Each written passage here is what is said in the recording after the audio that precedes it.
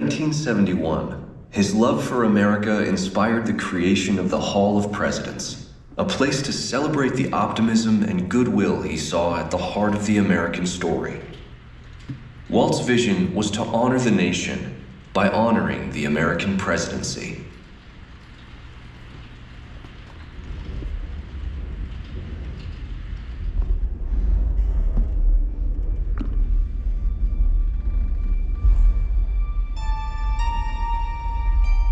It is 1783, and the smoke is clearing in the wake of the Revolutionary War.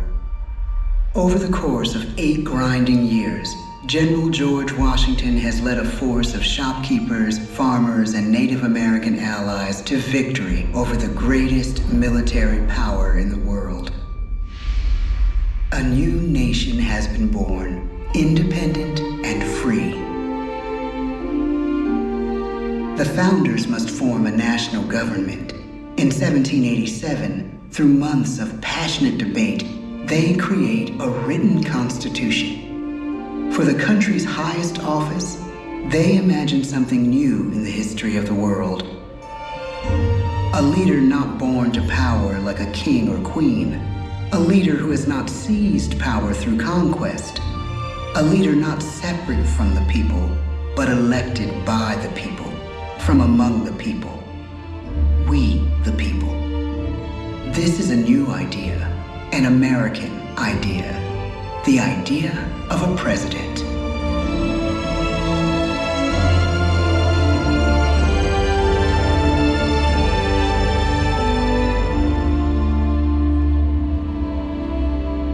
The people don't know exactly what a president will be, but there is little doubt who it will be. George Washington's stature and bearing have marked him as a leader. His integrity has made him a great one. Washington knows that many generals who have led successful revolutions make themselves dictators or kings. Instead, he steps down from power and retires to his home, Mount Vernon. The world takes note, and George Washington becomes the symbol of American ideals. In the first presidential election, it's Washington by a landslide. The only doubt seems to be his own. He writes, "Integrity and firmness is all I can promise. Integrity and firmness is exactly what we need." Everything he does as president will set a model for his successors. His final act may be the most important of all. After 2 terms, with no term limit in the Constitution and amid overwhelming support to stay in office, he steps down once again and hands power back to the people. He wants us to speak, to elect a new president. During the early years of the Republic, we choose leaders as different as Thomas Jefferson, John Adams, and Andrew Jackson. Elections are often bitter. Each president stands at that fiery intersection where personal character meets the challenges of the times. Some call the presidency a glorious burden. Jefferson calls it a splendid misery. We, the people, must choose well. We elect 15 presidents before the course of history brings us to the edge of a crisis like no other. A nation born of freedom still permits slavery. As the country pushes west, will new states be slave or free? The question produces bitter conflict. The issue rocks the election of 1860 and brings Abraham Lincoln onto the national stage. The tall, lanky, some say uncouth candidate from Illinois is a master of words at a time when speeches are printed in full for people to read. A house divided against itself cannot stand, he has said. With Lincoln's election, the House does indeed divide. Civil War. 11 states secede from the Union. The war becomes a defining passage in the American story. The president's own inner strength and depth of character changed the course of history. Lincoln had come up the hard way on the American frontier, desperately poor, with less than a year of formal schooling. His early years were scarred by tragedy, the death of his mother, his sister, his first love. He struggles with depression, but never loses his determination to rise above it. He once said he's driven by a desire to leave the world a little better place for having lived in it. The war rages. Lincoln fights to preserve the Union and end slavery. Neither is a sure thing.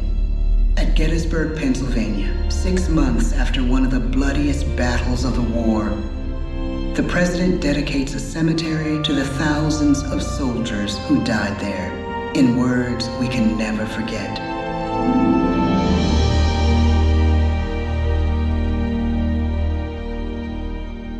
"47 years ago, our fathers brought forth on this continent a new nation, conceived in liberty and dedicated to the proposition that all men are created equal. Now we are engaged in a great civil war, testing whether that nation or any nation, so conceived and so dedicated, can long endure. We are met on a great battlefield of that war. We have come to dedicate a portion of that field as a final resting place for those who here gave their lives, that that nation might live. It is altogether fitting and proper that we should do this. But in a larger sense, we cannot dedicate, we cannot consecrate, we cannot hallow this ground. The brave men, living and dead, who struggled here, have consecrated it far above our poor power to add or detract. The world will little note, nor long remember what we say here, but it can never forget what they did here. It is for us, the living, rather, to be dedicated here to the unfinished work which they who fought here have thus far so nobly advanced. It is rather for us to be here dedicated to the great task remaining before us, that from these honored dead we take increased devotion to that cause for which they gave the last full measure of devotion. That we here highly resolve that these dead shall not have died in vain, that this nation, under God, shall have a new birth of freedom. and the government of the people, by the people, for the people, shall not perish from the earth. The blood of over 500,000 Americans is spilled in the Civil War. President Lincoln's enduring hope is to give true meaning to the sacrifices of so many, to lead us to that new birth of freedom. With the end of the war and the end of slavery, a new birth truly begins. As we roll toward the 20th century, settlers roll west on wagon wheels and railroads connect the nation coast to coast. Millions of immigrants pour in from Europe and Asia. Population doubles. Our economy triples. Our standing among nations rises. We need presidents who can lead both at home and abroad. At the same time, a young Theodore Roosevelt is retreating from New York politics and personal tragedy. The death of his wife and his mother on the same day in the same house. In the Badlands of North Dakota, he rethinks his life and the life of his country. He returns stronger in body and spirit. His renewed energy is just what his country needs.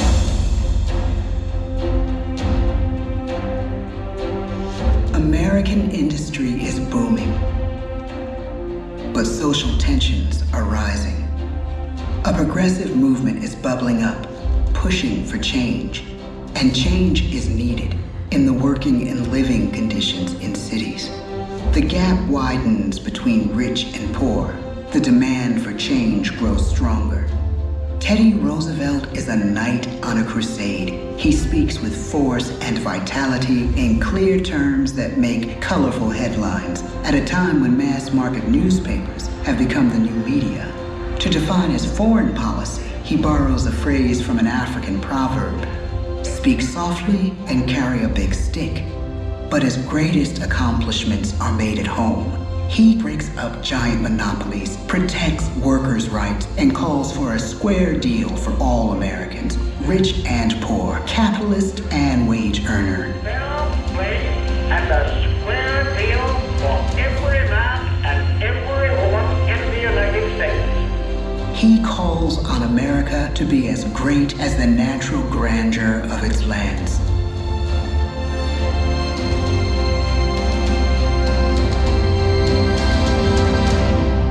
Keep your eyes on the stars and your feet on the ground, he tells us. And we do.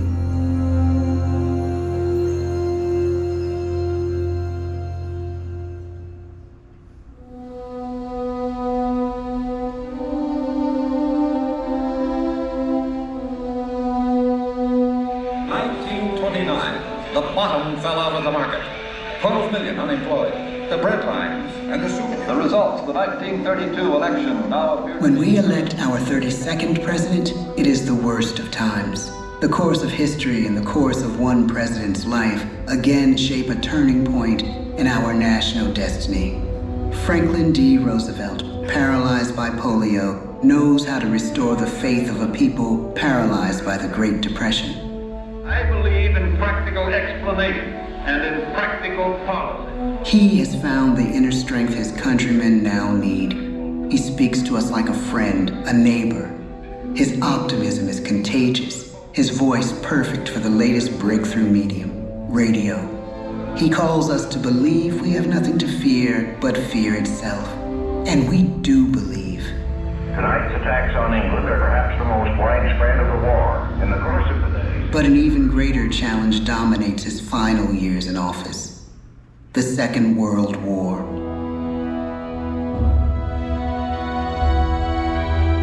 We must be the great arsenal of democracy. This is an emergency as serious as war itself. We stun the world with our production. When bombs fall on U.S. troops in Pearl Harbor, he calls us to fight on the war front and sacrifice on the home front.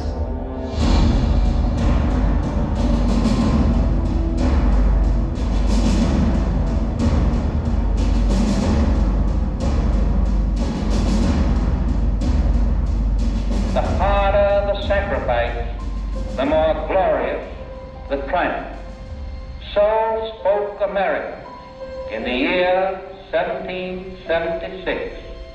So speak Americans today. The world changes. The country changes. And yet, in one sense, what we need most from our presidents has never changed. A guiding vision that calls forth the best that America can be. Will outer space be developed for the benefit of all mankind? Or will it become another focus for the arms race? The choice is urgent, and it is ours to make. Ask not what your country can do for you. Ask what you can do for your country. But really, it's all of us who must overcome the crippling legacy of bigotry and injustice. And we shall overcome. One of the agreements that President Sadat and Prime Minister Begin are signing tonight is entitled A Framework for Peace in the Middle East. Mr. Gorbachev, tear down this wall. You have lost too much, but you have certainly not lost America. I can hear you. The rest of the world hears you. Loving this country requires the willingness to speak out for what is right, to shake up the status quo. That's America. Our presidency is no longer just an idea. It is an idea with a proud history. Ladies and gentlemen, the presidents of the United States of America.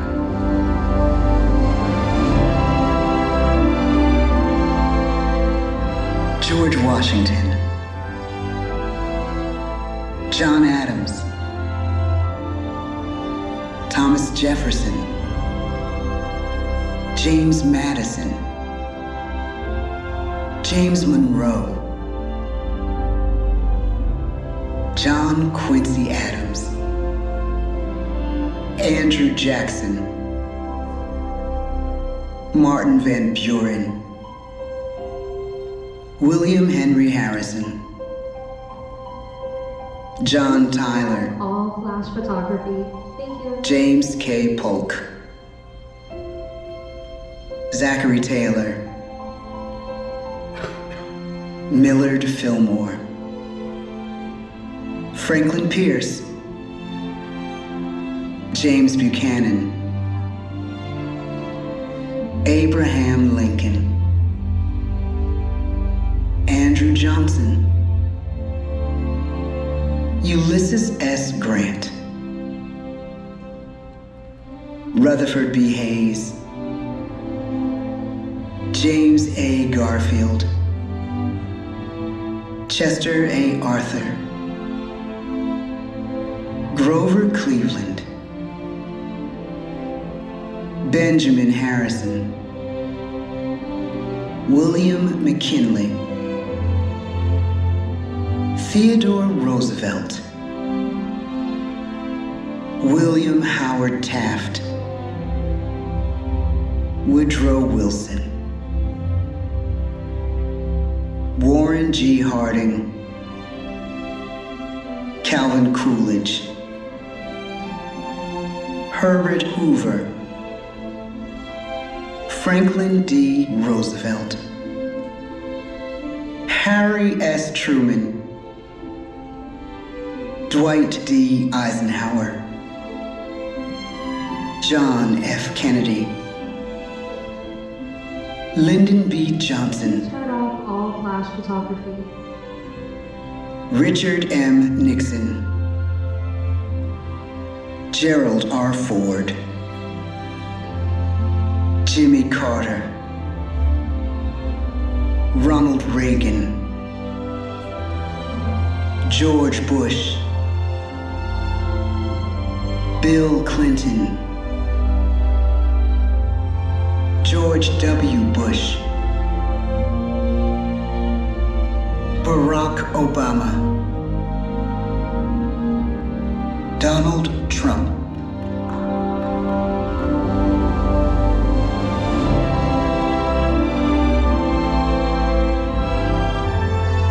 And now we come to the present. Once again, we place our trust in the idea of a president, as we have from the beginning. My fellow citizens, no event could have filled me with greater anxieties than that notification on the 14th day of April, 1789, that you had selected me to lead our nation. But it was with the confidence of my fellow citizens that I took an oath. 35 simple words that have been repeated by every American president throughout history. I, Joseph Robinette Biden Jr., do solemnly swear that I will faithfully execute the office of President of the United States, and I will, to the best of my ability, preserve, protect, and defend the Constitution of the United States. So help me God. The presidency of the United States is a role unique in the world, an office entrusted to each president by us, we the people. Therein lies the genius of that new idea, now over 200 years old. A new idea our presidents have turned into a great American idea again and again.